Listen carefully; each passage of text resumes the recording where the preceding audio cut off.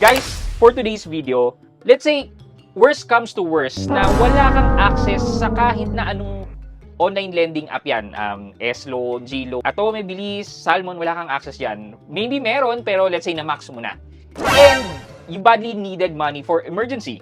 So, before you move and install itong mga online lending app na to, gawa muna tayo ng isa pang compilation nang sa tingin ko, ito yung online lending app na pwede mong itap para hiramin just in case lang na wala ka ng access or mahiraman na mga legit na mga lending service. But kahit papano, itong mga online lending apps na to is makakasigurado ka na legit sila at hindi ka ganun talaga ilulubog sa utang na katulad ng mga fly-by-night na online lending app o tinatawag nating mga loan sharks. So samahan nyo ko pag-usapan natin ang mga online lending app na magagamit mo in case of emergency. So sit back and let's discuss coming right up.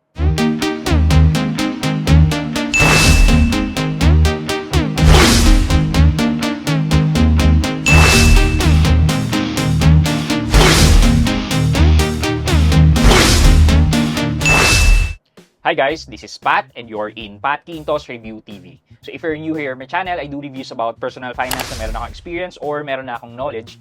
Yung ginawa ko na yan ng videos and playlists na makikita nyo dito sa taas. At kung bago ka dito sa channel ko, you may want to consider subscribing to my channel. Ito guys, disclaimer lang. Never talaga akong magre-recommend ng online lending app if you have those access sa mga legit na loan service. Meron ka nga, pero na-max mo na, kailangan mo pa. So, doon na tayo sa mga online lending app talaga? Well, probably nga, yes, but kailangan mo pa rin piliin kung sino mga online lending app na uutangan mo. Remember, hindi naman ibig sabihin na mangungutang ka, hahayaan mo na or i-compromise mo na yung personal information mo. Yung personal information mo ay mahalaga yan. So, kailangan yung uutangan mo is talagang mapagkakatiwalaan mo na isi-safeguard ang inyong mga personal information. And syempre, kailangan walang bad collection practice na nangyayari. So, simulan na natin yan. Unang-una sa aking listahan ay syempre si OneHand. Guys, hindi po ito sponsored by OneHand. Never ko po silang nakausap or anything or what. But I know for a fact na yung interest na binibigay nila sa akin ay hindi po lagpas-lagpas dun sa sinet ng government natin. Thus, kahit papano, I give props to OneHand and these other online lending app. Okay, if you're not aware, OneHand is finance or being handled by WeFund Lending. Same financing company na naghahawak din ng Junahand where ang product naman nila ay ang Lovit. And if you're also not aware, WeFund Lending finances other loan products na nasa Lazada, which is the Lazada Fast Cash, and yung nasa TikTok, which is yung TikTok Pay Later and TikTok Cash Loan. So, nandyan din naman si OneHand. Okay, for interest ni OneHand, nag-range siya ng 0.025% a day and above. Kung itatranslate natin yan sa monthly interest, nasa around 12% ang monthly interest po nila.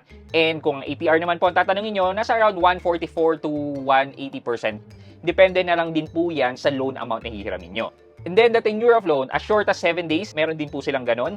But the initial usual offering nila is 1 month. And then for repeat customer, kayang umabot ng hanggang 6 months ang loan nyo with OneHand.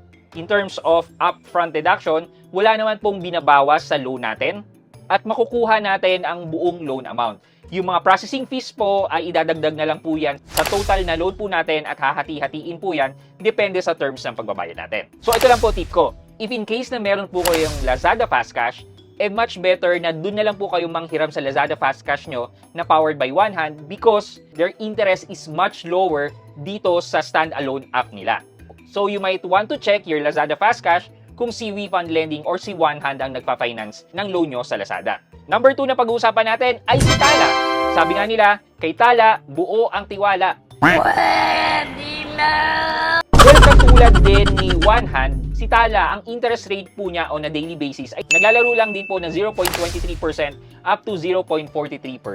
Ang terms of loan po dito ay kayang umabot po ng up to 120 days. Kung itatranslate naman po natin sa monthly interest yan, nasa around 12 to 15% din po ang monthly interest. Thus, ang APR din po ay same na naglalaro 144% up to 180%.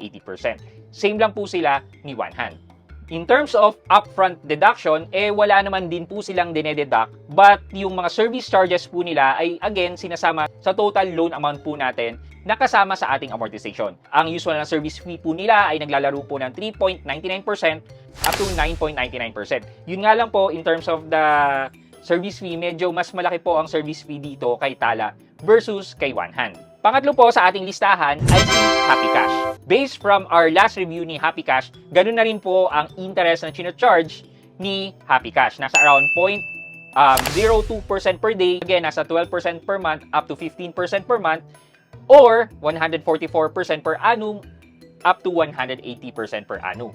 In terms of terms, kaya pong umabot ng up to 3 months, or sa mga repeat loaner or matagal na with Happy Cash, kaya din pong umabot ng 6 months. Buo nyo rin pong matatanggap dito kay Happy Cash kasi wala po siyang upfront deduction. So yung mga processing fee din po niya ay incorporated na rin po sa total loan amount na binabayaran nyo rin po on a per term basis. Masasabi ko lang po dito kay Happy Cash na malaki pong improvement ni Happy Cash na nakita ko na kaya niyang makipag-compete in terms of interest dito kay One Hand, Tala at Mabilis Cash. Okay, number 4 po natin ay si Fido PH. Well, si Fido PH, if you're not aware with Fido PH, meron po tayong review niyan dito, which is just recently lang din po, na tiningnan po natin yung interest na ino-offer nila. And we found out that the interest is also the same.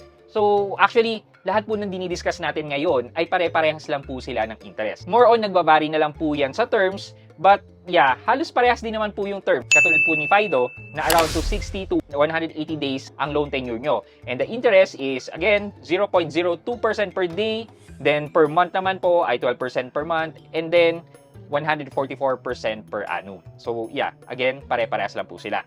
And last but not the least na lang po sa ating listahan ay si Mabilis Cash. Ang interest naman din po dito kay Mabilis Cash ay ganun din po na 0.02%, 12% to 15% per month, or 144 to 180% per annum. Again, depending po sa loan amount na hinihiram natin. Kay Mabilis Cash po ay walang upfront deduction. Thus, buo po nating makukuha yung loan amount natin. However po, yung service fee po ay china-charge on a per term basis. Depending sa pipiliin yung term, nandun po nakalagay yung service charge na nakakarga dun sa babayaran natin. Yung service charge po nila dito, sort of the interest na rin po. So, nandun na po naka-lump sum sa service charge yung interest and the processing fee. In terms of terms po, meron pong nagre-report na yung ibang new user, 7 days lang po. But hindi ko naman po na-experience yon. Ang naging offer po sa akin ay minimum na 1 month with 2 terms. And then, magiging available na lang din po yung ibang terms once na repeat customer na po kayo. And kaya po siya tumagal ng up to 6 months to pay rin po, or 180 days.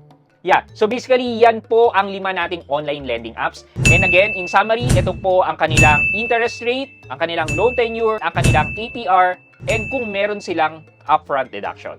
So ayan po, pinakita ko po sa inyo na ito po yung sa tingin kong mga online lending app na just in case na kailangan nyo pa rin po ng pera at wala po kayong access sa mga napag-usapan na natin previously, please unahin nyo po itong mga online lending apps na to before kayong mag-explore sa iba't ibang pangalan ng mga online lending app na sa tingin ko po ay mahirap nating pagkatiwalaan. For our question of the day, tama po ba yung assumptions na yun? Mas mahirap ma-approve sa mga legit kesa sa mga fly-by-night?